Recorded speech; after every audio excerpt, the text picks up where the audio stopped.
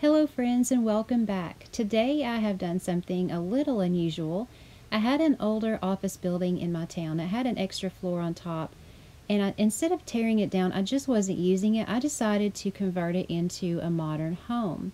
So I took the top floor off. It still has 3 levels, but I like what I did here because instead of tearing the home down, I sort of treated it, even though it is an original design, I treated it as a remodel, which I hadn't really done. I mean, I update some of the homes that I keep in my town, but I haven't really just completely, remodeled a home as if it were one of the pre-made homes. So I took an original design of my own and I remodeled it.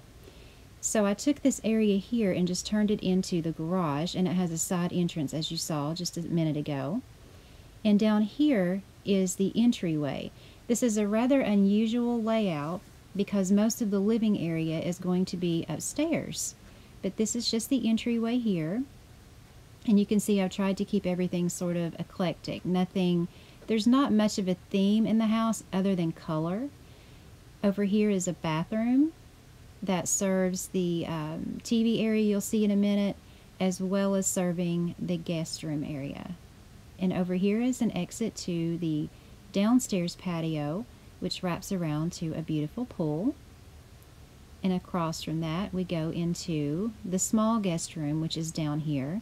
That's for their niece. This is an unmarried couple, but they do have a niece that comes to visit.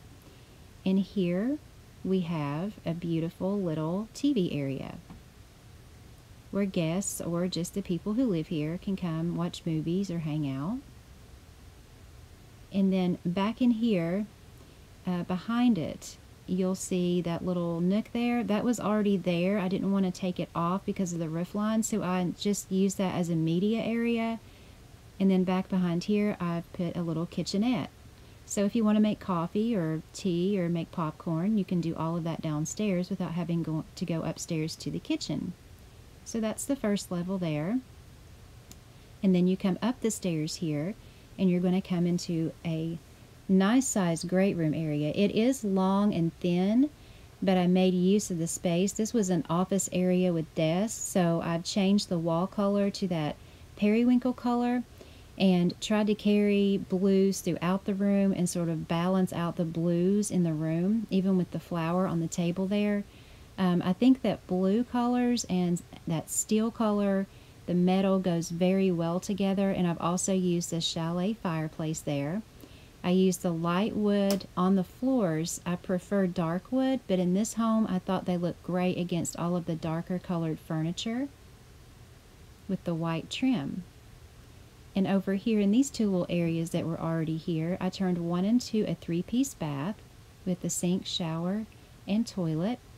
And this was a supply closet, which I turned into a nice little pantry. And then when you come over here, you see I've put a window that looks through to the kitchen. And then you come down the hallway, and we have the kitchen here. It is small, but I went ahead and carried the blues over here as well, the navy blue with the wood. I thought it balanced everything out well with the contrasting white appliances and cabinets. So that's what the kitchen looks like. It's nice to be so tiny. And then we have a door over here that goes out onto the 2nd floor balcony, which has the barbecue since it's adjacent to the kitchen, and an area there to eat or just sit outdoors. And then back through these double doors here, we have one of the bedrooms. This could be a master suite. It will probably be used as an in-law suite when their parents come to visit. It's nice and blue with the new blue bed. And I love that carpeting. It just looks like it goes with those throw pillows on the bed so well. And then we have a little closet and an ensuite bath. I tried to match everything really well. It has a nice view to the pool back there. And that is definitely one of my favorite sinks. I think it's from the villa. Correct me if I'm wrong. But that is the 2nd floor. And then coming up the stairs here, one of my favorite parts of the house is when you're using the stairs, there's a lot of glass there. So you have this, and I wish we could, do like they do in AR mode and actually like be on ground level with things, but It's a beautiful view. If you can use your imagination, if you stood up there on that balcony, that would be a really beautiful view with all of that glass and then that great room underneath you there. And I put a pretty black table with black lamps to, you know, sort of be a focal point up there because there's a lot of contrast with the wall color. And then where to next? There's a door here that goes out onto a large balcony. And then see, if you look down this way, I'm trying to get a better view for you to where if you were in real life looking down, how nice that would be. But that's the way I designed that.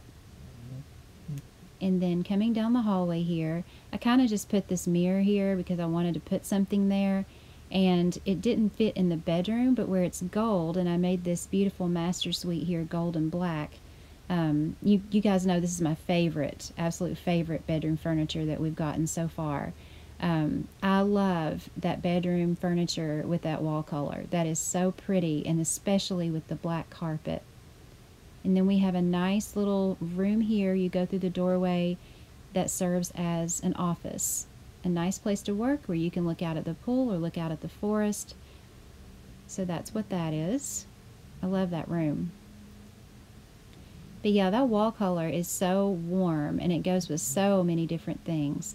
And I brought it in here as well into the ensuite master bathroom, which is a 4-piece bath. And that's the 3rd floor. So it ended up being a 3-bedroom, if you count the guest bedroom down below. And I'm going to go ahead and go over the grid with you in case you want to try to recreate it. I do get a lot of comments, people wanting to recreate builds, which is awesome because I love getting inspiration from others too. So you could always run it back or take screenshots and do it yourself if you'd like to. And then we'll do the furniture placement for the 1st floor. Remember, this is more like a basement, only it's not underground. So there's that. And then we'll do the grid for the 2nd floor, which would actually be the living area floor. And from what I remember when I built this property, it was, you know how I build. If you saw the room by room series, I just build room by room. It ended up actually being a very easy build. Could I recreate it? I could if I did still shots of my own build. Sure, I could. But when I actually built it, I did build it room by room. And if you've watched that series, you know exactly what I'm talking about. It's typically how I build. Well, this was a typical build for me. So I did it in that way, just so you know. I didn't plan it out ahead of time or anything like that. I just sort of started building and decorating and adding on rooms. So that is the 3rd floor grid and the 3rd floor furniture placement. So yeah, this may be a keeper for me where I already had the house. I kind of recycled it. So, and I do like how it turned out. So I do have Sims that I'm going to actually move into it. How long they'll stay there, I don't know. You know how that goes. You get bored and tear stuff down and move your Sims all over the place. Since we can only have, what, 34, I think. But for now, this is where they'll stay. And I hope you guys have enjoyed this build as much as I enjoyed showing it to you. If you have, please give me a thumbs up. And please check out all the videos on my channel.